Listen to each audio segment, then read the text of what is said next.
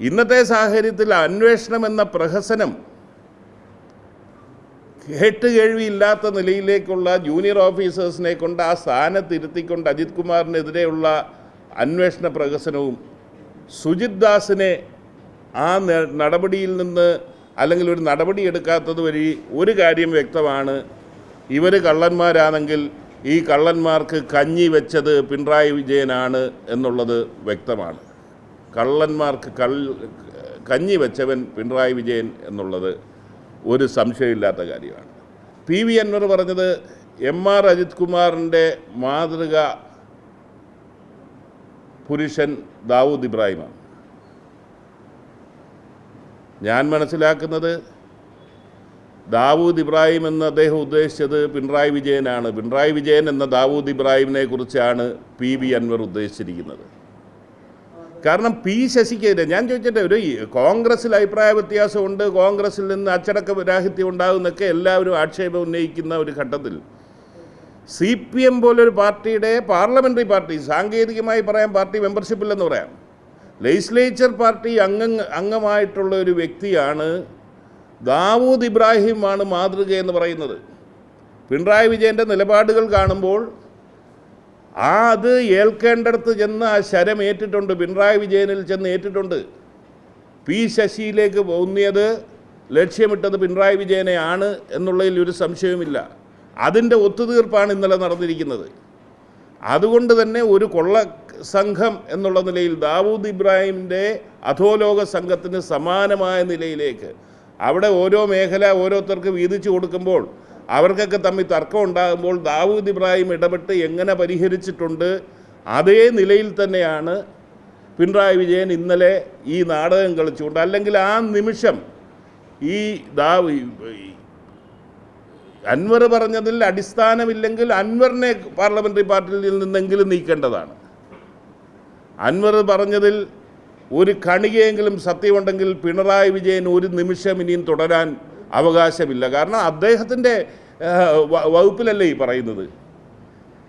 അത് സാധാരണ അത് എല്ലാവരും പറയുന്ന ഇരട്ടച്ചങ്കൻ അതിശക്തൻ എന്നൊക്കെ പറയുന്ന ഒരു മുഖ്യമന്ത്രി ഭരിക്കുന്ന വകുപ്പിലാണ് അധോലോക പ്രവർത്തനങ്ങൾക്ക് നേതൃത്വം കൊടുക്കുന്നതിനെക്കുറിച്ചുള്ള ചർച്ചകൾ പുറത്തു കൊണ്ടുകൊണ്ടിരിക്കുന്നത്. മാത്രവുമല്ല, ഇതിൽ പറയുന്നത് ഇത് എന്താണ് ഇതിൻ്റെ പിന്നിൽ എന്നുള്ള ഇനിയും പുറത്തു വരാനിരിക്കുന്നു. അതിൽ വളരെ വിചിത്രമായി ഞാൻ കണ്ടത്, ഞാനൊക്കെ കമ്മ്യൂണിസ്റ്റാന്ന് ആവർത്തിച്ചുകൊണ്ടാണ് PV അൻവർ പറയുന്നത്. കമ്മ്യൂണിസ്റ്റ് ഇത് ഞാൻ വളരെ രസകരമായി എനിക്ക് തോന്നിയത്, ഇപ്പോൾ കമ്മ്യൂണിസ്റ്റ് പ്രത്യയശാസ്ത്രത്തെ അല്ലെങ്കിൽ ഇടതുപക്ഷ പ്രത്യയശാസ്ത്രത്തെ സംരക്ഷിക്കുന്നവരായി മാറിയത് കഴിഞ്ഞ 2-3 ദിവസമായിട്ട് PV അൻവർ, കാരാട്ട് റസാക്ക്, അല്ലെങ്കിൽ KT ജലീൽ, ഇവരുടെയൊക്കെ സവിശേഷത എന്താണ്? പിണറായി മോഡൽ ഓഫ് ലെഫ്റ്റ് മൂവ്മെൻറ്റിൽ ഭാഗ്യാന്വേഷണികളായിട്ടുള്ളവർ ഇവരെയൊക്കെ കൊണ്ടുവന്ന് ഒരു സീറ്റ് ജയിക്കാൻ വേണ്ടി, കൊല്ലത്തെ മുകേഷ് അടക്കമുള്ളവർ ഒരു സീറ്റ് വിജയിക്കാൻ വേണ്ടി ഉപയോഗിച്ചവർ, അവരുടെ താല്പര്യങ്ങൾ സംരക്ഷിക്കപ്പെടാതെ വരുമ്പോൾ അവർ പൊതുരംഗത്തേക്ക് വരികയും അവർ ആണ് കമ്മ്യൂണിസത്തിൻ്റെ സംരക്ഷകരെന്ന് പറയുന്നത്. ഇവിടെ ഒരു കാര്യവും കൂടെ നമ്മൾ ശ്രദ്ധിക്കേണ്ടതുണ്ട്.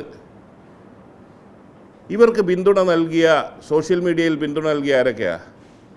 പോരാളി ഷാജി എന്ന് പറയുന്നവരുടെ പിന്തുണ വന്നിട്ടുണ്ട്.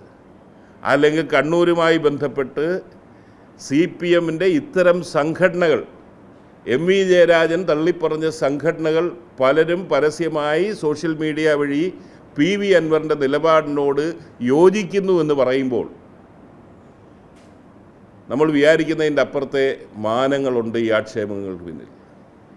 പിണറായി വിജയൻ എന്ന ഒരു അധോലോക നായകൻ എന്ന് ഒരു വലിയ വിഭാഗം CPMനകത്ത് വിശ്വസിക്കുന്നു. അവർ തൊടുത്തുവിട്ടുള്ള, അവർ ഉപയോഗിച്ചിട്ടുള്ള ഒരു ആയുധമായി PV അൻവറും കൂട്ടരും മാറുകയാണ്. അതോടൊപ്പം എനിക്കൊന്നുകൂടെ പറയാനുള്ളത്, CPIക്കാരോട് എനിക്ക് പറയാനുള്ളത്, CPIക്ക് എന്നും ഒരു വേറിട്ട ശബ്ദമുണ്ടായി. ഈ നിലയിലേക്ക് CPI അധപ്പതിക്കാൻ പാടുണ്ടോ എന്ന് അവർ ചർച്ച ചെയ്യണം. CPIയുടെ തൃശ്ശൂർ സ്ഥാനാർത്ഥി തന്നെയാണ് ഈ ആക്ഷേപങ്ങൾ, തൃശ്ശൂർ പൂരം കലക്കിയതും അതുവഴി സുരേഷ് ഗോപി വിജയിക്കുന്ന സാഹചര്യം ഉണ്ടാക്കിയെടുത്തതെന്ന് CPIയുടെ സ്ഥാനാർത്ഥി സുനിൽകുമാറാണ് പറയുന്നത്. എന്നിട്ട് പോലും CPI എന്ന രാഷ്ട്രീയ പ്രസ്ഥാനത്തിന് ഈ നിലയിലേക്ക് നവശിവായ മജിസ്ട്രേറ്റിനെ പോലെ ഇരിക്കുന്നത് ഗുണകരമാണോ എന്ന് അവർ പരിശോധിക്കണം. ഈ സാഹചര്യത്തിൽ മറ്റൊരു കാര്യം ഒന്നും കൊണ്ടും ഇത് പരിഹരിക്കാൻ സാധിക്കത്തില്ല. മുഖ്യമന്ത്രി ഇന്നലെ ഒത്തുതീർപ്പ് എത്ര ഉണ്ടാക്കാൻ ശ്രമിച്ചാലും മുഖ്യമന്ത്രി ആഭ്യന്തര വകുപ്പ് മന്ത്രിയായി തുടരുന്നത് കേരളത്തിന് ആപത്താണ്. ഈ നിലയിലേക്കുള്ള ഒരു സംസ്കാരം കേരളത്തിൽ വളർത്തിയെടുത്തതിൻ്റെ ഉത്തരവാദിത്തം ഏറ്റെടുത്തുകൊണ്ട് അദ്ദേഹത്തിന് ആ സ്ഥാനത്ത് തുടരാൻ അവകാശമില്ല എന്നുള്ളതാണ്. ധാർമ്മികമായിട്ടല്ല, നിയമപരമായി പോലും അവകാശമില്ല എന്നുള്ളതാണ് RSPക്ക് ഈ വിഷയത്തെ സംബന്ധിച്ച് പരാമർശിക്കാറുള്ളത്.